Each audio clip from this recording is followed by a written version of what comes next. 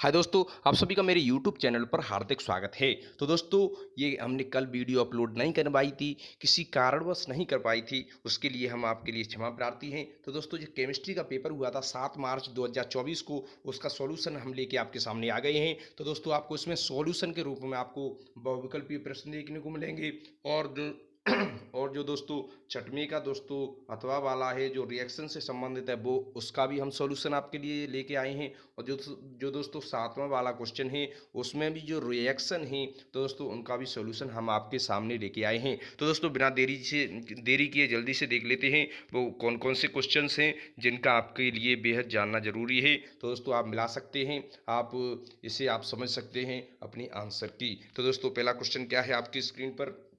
दोस्तों बहुविकल्पीय प्रश्न है। तो किसी विलयन के अणुसंख्य गुणधर्म निर्भर करते हैं। तो दोस्तों कोई विलयन है उसके जो अणुसंख्य गुणधर्म हैं वह किस पर निर्भर करते हैं। तो दोस्तों विलय के कणों की संख्या पर निर्भर करते हैं। किस पर करते हैं? विलय के कणों की संख्या पर। जो कणों की संख्या होती है विलय की, तो दोस्तों पहला क्वेश्चन आंसर हो जाएगा बिल्कुल, जो पहला ऑप्शन है बिल्कुल राइट आंसर हो जाएगा। और दोस्तों देख लेते हैं KMnO4। तो KMnO4 में Mn की ऑक्सीकरण संख्या क्या है? तो दोस्तों जो पोटेशियम परमैंगनेट होता है जो दोस्तों उसमें Mn की ऑक्सीकरण संख्या क्या होती है? तो ऑक्सीकरण संख्या Mn की होती है +7, यानी कि ऑप्शन नंबर चौथा बिल्कुल राइट आंसर हो जाएगा। नेक्स्ट क्वेश्चन है क्वेश्चन नंबर गा, यानी कि तीसरा क्वेश्चन है। तो CONH3 का होल 4 Cl2Cl में CO की उप सहसंयोजन संख्या क्या है? दोस्तों CO की उप सहसंयोजन संख्या है 3, यानी कि ऑप्शन नंबर दूसरा बिल्कुल राइट आंसर हो जाएगा। नेक्स्ट क्वेश्चन है ईटार्ड अभिक्रिया में टोल्यूइन को बेंजल्डिहाइड में ऑक्सीकृत करते हैं। तो दोस्तों जो ईटार्ड अभिक्रिया होती है उसमें जब टोल्यूइन को बेंजल्डिहाइड में ऑक्सीकृत करते हैं तो दोस्तों किसके द्वारा करते हैं? वो करते हैं CrO2Cl2 के द्वारा। किसके द्वारा करते हैं? CrO2Cl2 के द्वारा। तो ऑप्शन नंबर दूसरा बिल्कुल राइट आंसर हो जाएगा। तो दोस्तों नेक्स्ट क्वेश्चन है क्वेश्चन नंबर 5वां वाला, यानी बेंजीन डाई एजोनियम क्लोराइड की अभिक्रिया क्षारीय माध्यम में फिनॉल से होने पर क्या प्राप्त होता है? तो दोस्तों उससे प्राप्त होता है, जब बेंजीन डाई एजोनियम क्लोराइड की अभिक्रिया क्षारीय माध्यम में फिनॉल से होती है तो प्राप्त होता है पी हाइड्रोक्सी एजोबेंजीन। क्या होती है? पी हाइड्रोक्सी एजोबेंजीन, यानी कि दूसरा ऑप्शन बिल्कुल राइट हो जाएगा। तो किस विटामिन की कमी से रतौंधी होता है? तो दोस्तों आप सभी जानते होंगे विटामिन ए की कमी से रतौंधी होता है, विटामिन बी की कमी से बेरी, विटामिन सी की कमी से स्कर्वी और विटामिन डी की कमी से रिकेटस होता है, जिसे हम सूखा रोग भी बोलते हैं। अब दोस्तों जल्दी से देख लेते हैं। अब जो हमने रिएक्शन वाले क्वेश्चंस हैं उनको पहले देख लेते हैं, उनके बाद हम और क्वेश्चन देखने वाले हैं। तो दोस्तों कौन कौन से क्वेश्चन है आप सभी को हम बताने वाले हैं। तो दोस्तों इसमें क्या है, जो छठवें का है उसमें क्वेश्चन पूछा गया है, आप देख सकते हैं। वोल्टेज फिटिंग अभिक्रिया क्या होती है? फ्रीडेल क्राफ्ट अभिक्रिया क्या होती है? तो दोस्तों ये 5 नंबर में क्वेश्चन पूछा गया है। ठीक है दोस्तों, तो इनके ऊपर आपको संक्षिप्त टिप्पणी लिखनी है। तो दोस्तों अगर आपसे ये क्वेश्चन न आया हो तो दोस्तों आपने रिएक्शन की होंगी, यानी अभिक्रिया की होंगी जो हम बता रहे हैं। इनका एक एक करके हम सभी अभिक्रियाओं को, सभी रिएक्शंस को बताने वाले हैं कि क्या होता है जब, यानी केवल रासायनिक समीकरण लिखना है। क्या होता है जब एथिल ब्रोमाइड की अभिक्रिया सोडियम एथोक्साइड से होती है, यानी एथिल ब्रोमाइड की अभिक्रिया सोडियम एथोक्साइड से होती है तो क्या होता है, यानी क्या प्राप्त होता है। तो जल्दी से देख लेते हैं क्या होता है जब एथिल ब्रोमाइड की अभिक्रिया सोडियम एथोक्साइड से होती है। तो CH3CH2Br प्लस CH3CH2ONA, यानी CH3CH2Br हो गया एथिल ब्रोमाइड, और जो CH3CH2ONA है वो है सोडियम एथोक्साइड। तो दोस्तों क्या होता है, तो CH3CH2 single bond O single bond CH2। ठीक है दोस्तों, क्या होता है? एथॉक्सी इथेन प्राप्त होता है। क्या होता है? एथॉक्सी इथेन प्राप्त होता है। आप देख सकते हैं, आप स्क्रीनशॉट भी ले सकते हैं। तो दोस्तों आप देख सकते हैं कि CH3CH2 single bond O single bond CH2C। ठीक है, ये होता है जो एथॉक्सी इथेन प्राप्त होता है। सीधी सी बात है, एथॉक्सी इथेन प्राप्त होता है। अब जल्दी से देख लेते हैं, एथिल क्लोराइड की अभिक्रिया जब एल्कोहलिक केशियन से होती है तो क्या प्राप्त होता है, यानी एथिल क्लोराइड की अभिक्रिया एल्कोहलिक केशियन से होती है तो क्या होता है, यानी क्या प्राप्त होता है। जल्दी से देख लेते हैं, एथिल क्लोराइड की अभिक्रिया केशियन से होती है, यानी पोटेशियम साइनाइड से होती है।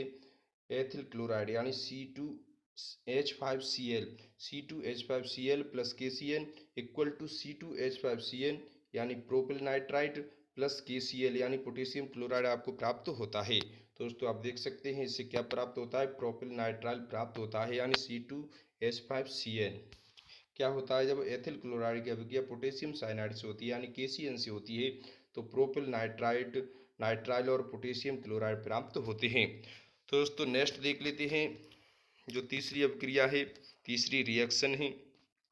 तो क्लोरोबेंजीन की अभिक्रिया नाइट्रिक अम्ल से होती है यानी HNO3 से होती है। क्लोरोबेंजीन की अभिक्रिया नाइट्रिक अम्ल से होती है तो क्या प्राप्त होता है, तो जल्दी से देख लेते हैं। तो दोस्तों ये रिंग आ गई, बेंजीन की रिंग आ जाती है जो Cl से जुड़ा हुआ है प्लस HNO3 यानी नाइट्रिक अम्ल से जब उसकी रिएक्शन होती है H2SO4 जो सल्फ्यूरिक एसिड होता है उसकी उपस्थिति में होती है तो दोस्तों दो बेंजीन रिंग बनती हैं जो Cl और NO2 से जुड़ी होती है प्लस Cl NO2 से जुड़ी होती है। तो दोस्तों आप देख सकते हैं O नाइट्रोक्लोरोबेंजीन और पी नाइट्रोक्लोरोबेंजीन प्राप्त होती हैं जब क्लोरोबेंजीन की अभिक्रिया HNO3 यानी नाइट्रिक अम्ल से होती है H2SO4 की उपस्थिति में तो आप देख सकते हैं क्या प्राप्त होता है। तो दोस्तों नेक्स्ट देख लेते हैं जो चौथी अभिक्रिया है उसमें क्या पूछा गया है। एन ब्यूटिल क्लोराइड की अभिक्रिया एल्कोहलिक KOH से होती है तो क्या प्राप्त होता है, क्या होता है जब एन ब्यूटिल क्लोराइड की अभिक्रिया एल्कोहलिक KOH से होती है।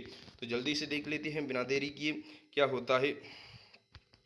तो जो जो दोस्तों Cl है यानी क्लोरीन है उससे 4 कार्बन जुड़े होते हैं जैसे CH2 single bond CH2 single bond CH2 single bond CH3। तो दोस्तों किससे होती है अभिक्रिया, किससे होती है अल्कोहलिक KOH से, किसकी प्रेजेंस में यानी हीट की प्रेजेंस में यानी उसकी जो गर्माई होती है हीट की प्रेजेंस में होती है। तो आप देख सकते हैं HC double bond CH2 single bond CH2 single bond CH3 plus KCl plus H2O प्राप्त होता है। तो दोस्तों क्या होता है इसमें एल्कीन प्राप्त होती है मुख्य उत्पाद के रूप में। इसमें क्या प्राप्त होती है दोस्तों, एल्कीन प्राप्त होती है मुख्य उत्पाद के रूप में। तो दोस्तों but single bond one single bond in. तो दोस्तों क्या होता है जो एल्कीन होती है वो मुख्य रूप से मुख्य उत्पाद के रूप में प्राप्त होती है, सीधी बात ये है। तो दोस्तों आप देख सकते हैं। अब नेक्स्ट क्वेश्चन है, लास्ट क्वेश्चन है। एथिल ब्रोमाइड की अभिक्रिया शुष्क ईथर की उपस्थिति में मैग्नीशियम धातु से होती है तो क्या प्राप्त होता है, क्या होता है जब एथिल ब्रोमाइड की अभिक्रिया शुष्क ईथर की उपस्थिति में मैग्नीशियम धातु से होती है, किससे होती है, मैग्नीशियम धातु से होती है। तो दोस्तों आप देख सकते हैं जो एथिल ब्रोमाइड की अभिक्रिया है मैग्नीशियम धातु से होती है ड्राई ईथर की उपस्थिति में यानी शुष्क ईथर की उपस्थिति में। तो एथिल मैग्नीशियम ब्रोमाइड प्राप्त होता है यानी CH3CH2 MgBr जो दोस्तों ग्रेगनार्ड रिएजेंट होता है। क्या होता है, ग्रेगनार्ड रिएजेंट होता है। अब दोस्तों देख लेते हैं नेक्स्ट क्वेश्चन है क्वेश्चन नंबर 7। उसमें क्या पूछा गया है आप देख सकते हैं। जो क्वेश्चन नंबर 7 है वो आपके सामने है। क्वेश्चन नंबर 7 है दोस्तों वो आपके सामने है। उससे पहले हम देख लेते हैं कि जो छठवां क्वेश्चन है उसमें खावाला क्या पूछा गया था। निम्नलिखित में संक्षिप्त टिप्पणी कीजिए। शर्करा की किण्वन से एथेनॉल का बनना, रायमर टीमन अभिक्रिया, विलियमसन संश्लेषण। ये दोस्तों छठवीं का क्वेश्चन है। जो छठवीं का कावाला है अथवा वाला वो हमने आपको करा दिया है। जो खावाला है वो आपसे पूछा गया है। अगर आपसे वो ना आया हो तो अथवा में दोस्तों आपको ये करनी थी। जो दो क्वेश्चन हैं आपके सामने। अब दोस्तों देख लेते हैं सातवां वाला क्वेश्चन है उसमें कौन कौन से पूछे गए क्वेश्चन हैं। जो सातवें वाले का कहा है दोस्तों उसमें आपको टिप्पणी करनी थी। केंजीरो अभिक्रिया, गोटमोन कॉख अभिक्रिया और एल्डोल संघनन, इसके ऊपर आपको टिप्पणी करनी थी। अब दोस्तों देख सकते हैं दोस्तों केवल रासायनिक समीकरण लिखनी है। तो दोस्तों सातवें का जो अथवा है उसे हम आपको कराने वाले हैं। तो दोस्तों एसिटिक एसिड यानी एसिटिक अम्ल से एथिल एसीटेट कैसे बनता है वो आपको हम बता रहे हैं। जो एसिटिक एसिड है उससे एथिल एसीटेट, एसिटिक अम्ल से एथिल एसीटेट, केवल रासायनिक समीकरण लिखिए। तो दोस्तों वो हम आपको बताने वाले हैं। तो दोस्तों जल्दी से देख लेते हैं जो पहला वाला क्वेश्चन है।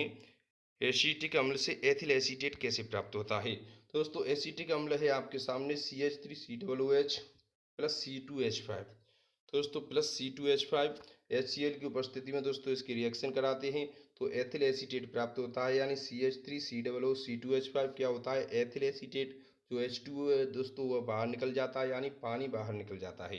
तो दोस्तों क्या होता है जो CH3COOH है उसकी रिएक्शन C2H5 से कराते हैं HCl की उपस्थिति में तो हमें एथिल एसीटेट प्राप्त होता है। तो दोस्तों जल्दी से देख लेते हैं नेक्स्ट यानी जो दूसरी रिएक्शन है दूसरी अभिक्रिया है वह क्या पूछी गई है।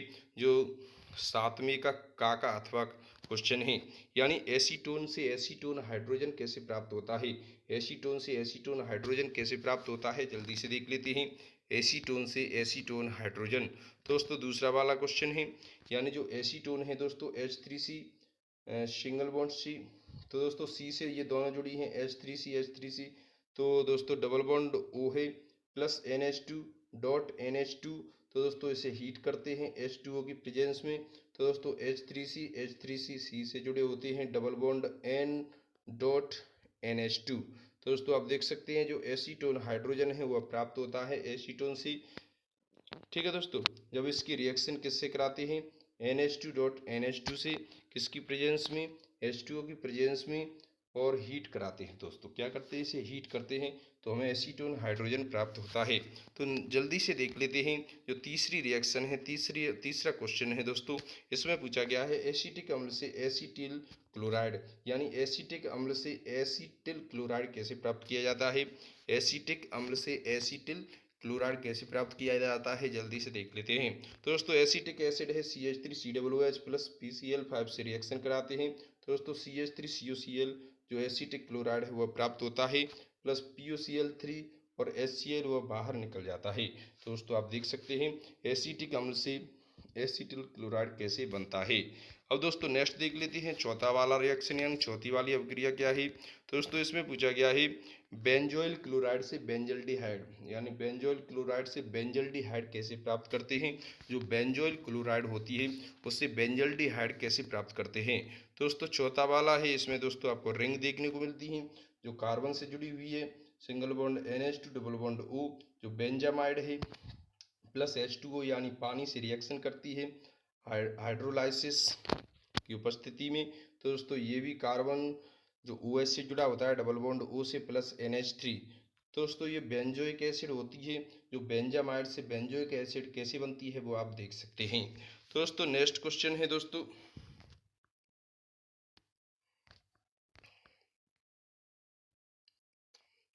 तो दोस्तों ये बेंजे एमाइड से बेंजोइक अम्ल हमने बनाया था, अभी जो पांचवा वाला क्वेश्चन था दोस्तों आप देख सकते हैं। अब जो चौथा वाला क्वेश्चन है बेंजोइल क्लोराइड से बेंजल्डिहाइड, वो क्या हमने बता दिया है आपको दोस्तों, थोड़ा सा कंफ्यूजन क्रिएट हो रहा है यहाँ पर। तो दोस्तों अभी नहीं बताया है, तो दोस्तों उसे हम बताने वाले हैं अभी। जो चौथा वाला है यानी बेंजोइल क्लोराइड से बेंजल्डिहाइड कैसे प्राप्त किया जाता है।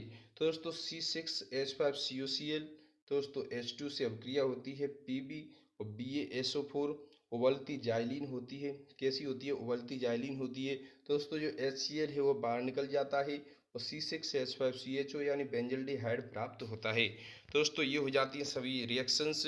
तो दोस्तों आप देख सकते हैं जो क्वेश्चन नंबर 7 का अथवा वाला है, यानी का अथवा है वह कंप्लीट हो चुका है। तो निम्नलिखित पर संक्षिप्त टिप्पणी लिखिए।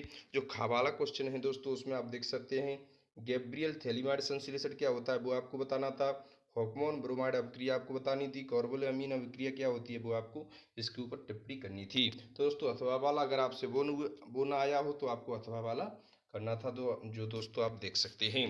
दोस्तों अब नेक्स्ट क्वेश्चन देखने वाले हैं हम, जो हमने सॉल्व कराने वाले क्वेश्चन थे वो कंप्लीट कर लिए हैं। अब जल्दी से उन क्वेश्चंस को देख लेते हैं जो आपके एग्जाम में आए थे। तो दोस्तों दो वाला क्वेश्चन कौन सा है, 2 नंबर पर पूछे गए थे दोस्तों 4 क्वेश्चन, देख सकते हैं का खा गा घ।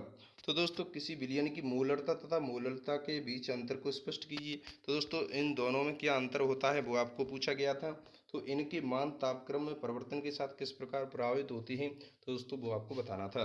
तो दोस्तों नेक्स्ट क्वेश्चन पूछा गया था पायरोल्यूसाइड से पोटेशियम परमैंगनेट बनाने की विधि का वर्णन कीजिए। तो दोस्तों जो पायरोल्यूसाइड होती है उससे पोटेशियम परमैंगनेट कैसे बनती है वह विधि आपको बतानी थी, तथा परमैंगनेट आयन का संरचना सूत्र। तो दोस्तों जो परमैंगनेट आयन होता है उसका संरचना सूत्र क्या होता है वो आपको लिखना था, जो दोस्तों 2 नंबर में केवल पूछा गया था। तो दोस्तों आप देख सकते हैं उपसंयोजक यौगिकों में आयन समावयवता तथा बंधनी समावयवता को उदाहरण सहित लिखिए, यानी समझाइए। जो उपसंयोजक यौगिक होती हैं उसमें आयन समावयवता तथा बंधनी समावयवता क्या होती है वो आपको उदाहरण सहित बतानी है। तो दोस्तों आपको पूछा गया था जो चौथा क्वेश्चन है, क्वेश्चन नंबर 2 का चौथा, यानी हेलो एल्कीन में एक अणुक नाभिकरागी प्रतिस्थापन अभिक्रिया SN1 की क्रिया विधि का वर्णन कीजिए। तो दोस्तों इसकी क्या क्रिया विधि है वो आपको पूछा गया था। अब दोस्तों देखने वाले हैं हम क्वेश्चन नंबर 3। तो दोस्तों क्वेश्चन नंबर 3 इसी के नीचे है, आप देख सकते हैं। जो क्वेश्चन नंबर 3 है वो भी दोस्तों प्रत्येक क्वेश्चन 2 नंबर का है। दोस्तों इसमें आपको पूछा गया है अवाष्पशील विलय तथा वाष्पशील विलायक से बने विलयन के लिए राउल्ट नियम की व्याख्या कीजिए। दोस्तों राउल्ट का नियम बहुत ज़्यादा इंपॉर्टेंट है, तो दोस्तों वो आपको देखने को मिल गया है। तो इस नियम का गणितीय व्यंजक प्राप्त कीजिए। दोस्तों इस नियम का गणितीय व्यंजक क्या होता है वो भी आपको पूछा गया है। तो दोस्तों आप देख सकते हैं क्वेश्चन नंबर दूसरा क्या पूछा गया है। क्वेश्चन नंबर तीसरे का खा यानी एथेनॉल से निर्जलीकरण की क्रियाविधि समझाइए। जो दोस्तों एथेनॉल के निर्जलीकरण की क्रियाविधि क्या होती है वो आपको समझानी थी। तो दोस्तों नेक्स्ट क्वेश्चन है फैलिंग विलयन तथा सिप अवकर्मक द्वारा एल्डिहाइड तथा कीटोन में भिन्नता स्पष्ट कीजिए। तो दोस्तों फैलिंग विलयन तथा सिप अवकर्मक द्वारा जो एल्डिहाइड तथा कीटोन में भिन्नता होती है वो आपको स्पष्ट करनी थी। तो दोस्तों नेक्स्ट क्वेश्चन पूछा गया है कार्बोहाइड्रेट को परिभाषित कीजिए तथा ग्लूकोज एवं फ्रक्टोज में विभेद कीजिए। तो दोस्तों आपको कार्बोहाइड्रेट की परिभाषा बतानी थी और ग्लूकोज और फ्रक्टोज में क्या अंतर होते हैं, क्या भिन्नता होती है वो आपको बतानी थी। अब दोस्तों देख सकते हैं क्वेश्चन नंबर 4 आपकी स्क्रीन पर। तो दोस्तों इसमें दोस्तों आप देख सकते हैं डेरिवेशन है। तो मोलल उन्नयन स्थिरांक को परिभाषित कीजिए। 0.6 जी यूरिया के इतने जलीय विलयन के क्वथनांक की गणना कीजिए। तो दोस्तों आप देख सकते हैं ये आपसे डेरिवेशन पूछा गया है। अब दोस्तों दूसरा वाला देख सकते हैं वैद्युत रासायनिक सेल तथा वैद्युत अपघटन सेल के बीच अंतर क्या होता है वो आपको बताना है। और कोलराउस का नियम का उल्लेख तथा उसके क्या अनुप्रयोग हैं वो आपको लिखनी है, जो दोस्तों 3 नंबर का क्वेश्चन है। अब नेक्स्ट देख सकते हैं अभिक्रिया की आणविकता तथा कोटि को परिभाषित कीजिए। प्रथम कोटि अभिक्रिया के लिए वेग स्थिरांक की समाकलित वेग समीकरण व्युत्पन्न कीजिए। ठीक है दोस्तों ये आपको सब कुछ करना था। तो नेक्स्ट देख सकते हैं LuOH3 की अपेक्षा LaOH का होल 3 अधिक क्षारीय क्यों होता है। दोस्तों ये आपको स्पष्ट करना था। तो संक्रमण तत्वों के अनुचुंबकीय लक्षण तथा रंगीन आयनों के बनने पर संक्षिप्त टिप्पणी लिखनी थी। जो घाव में 2 पार्ट हैं दोस्तों वो आपको बतानी थी। अब देख सकते हैं दोस्तों क्वेश्चन नंबर 5 की बारी है। आप देख सकते हैं दोस्तों तो ईंधन सेल क्या होते हैं। साधारण सेल की तुलना में H2A2 ईंधन लाभों का वर्णन कीजिए। ठीक है दोस्तों ये आपको बताना था। जो दोस्तों काम में 2 पार्ट हैं तो दूसरा पार्ट क्या है जो एक दोस्तों आप देख सकते हैं निम्नलिखित सेल के विद्युत भाग बल की गणना कीजिए। जो आप देख सकते हैं दोस्तों इसकी आपको गणना करनी थी। तो दोस्तों खा वाला क्वेश्चन क्या है, किसी अभिक्रिया के वेग पर ताप का क्या प्रभाव होता है ये आपको बताना था। तो एक प्रथम कोटि की अभिक्रिया 10 मिनट में 20% पूर्ण होती है। अभिक्रिया के 80% पूर्ण होने में लगने वाले समय की गणना कीजिए। तो दोस्तों log 2 बराबर ये दिया गया है, log 8 बराबर ये दिया रखा है। तो दोस्तों इसके आपको इस डेरिवेशन में हेल्प मिलने वाली है। तो दोस्तों आप देख सकते हैं गाँव वाले में पूछा गया है CrNH3 का होल 6 3 पावर में प्लस अनुचुंबकीय जबकि NiCN का होल 2 प्लस में जो दोस्तों प्रतिचुंबकीय संयोजकता आबंध सिद्धांत के आधार पर समझाइए। तो दोस्तों ये क्वेश्चन आपसे पूछे गए हैं। तो दोस्तों आप देख सकते हैं क्वेश्चन नंबर 5 क्या है। आप देख सकते हैं दोस्तों क्वेश्चन नंबर 5 का जो दूसरा पार्ट है यानी गावाले का दूसरा पार्ट है निम्नलिखित उपसे संयोजन यौगिकों के IUPAC नाम।